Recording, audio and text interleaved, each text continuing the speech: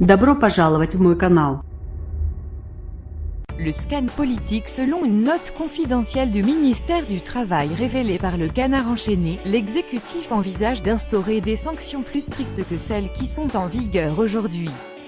Il veut rester droit dans ses bottes. Interrogé par LCI depuis la station de ski de la Montgie Hautes-Pyrénées, où il est actuellement en vacances, Emmanuel Macron est revenu sur les critiques qui le visent depuis que le détail de son projet de durcissement du contrôle des chômeurs a fuité dans la presse.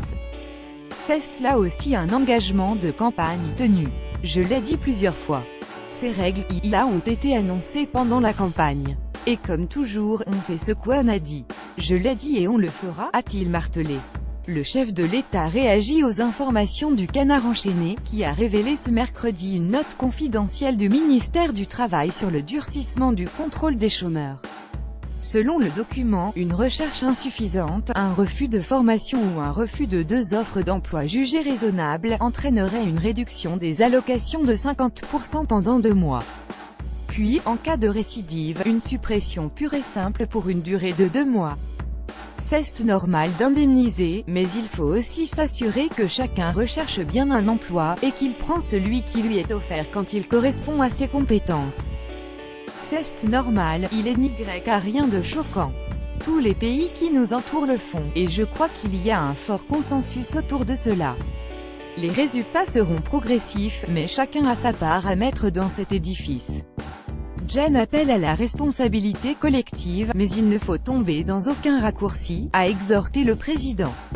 Estimant que ça n'est pas parce qu'il est n'y a pas de règles que les choses ne peuvent pas avancer, mais que ça n'est pas non plus parce qu'on met des règles qu'on met de la suspicion derrière chacun, Emmanuel Macron a souligné que les chômeurs sont les premières victimes, les premiers à subir, et ils souffrent. Il ne faut tomber dans aucun raccourci, et je n'accepterai aucun discours qui consisterait à réduire les chômeurs à des gens qui abuseraient. C'est avec bon sens et volontarisme qu'on avancera, a-t-il conclu. La lutte contre les chômeurs n'est pas la lutte contre le chômage, souffle Corbière plus tôt ce mercredi. C'est le député LREM de Paris, Sylvain Maillard, qui était monté au créneau pour expliquer la philosophie de la réforme. Être au chômage donne des droits et des devoirs. Les droits, c'est d'avoir une formation beaucoup plus efficace.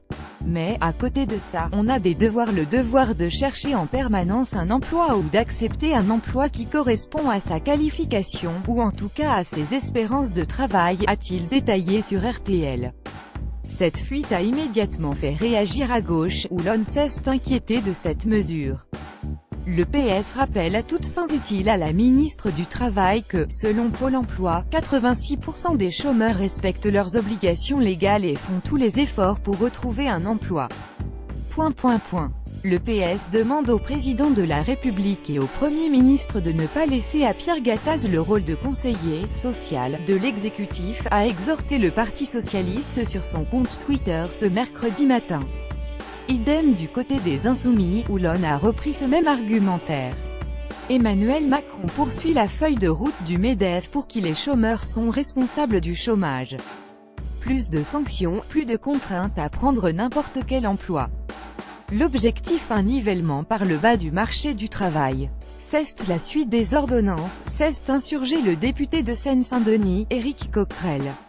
La lutte contre les chômeurs n'est pas la lutte contre le chômage, a abondé son collègue Alexis Corbière.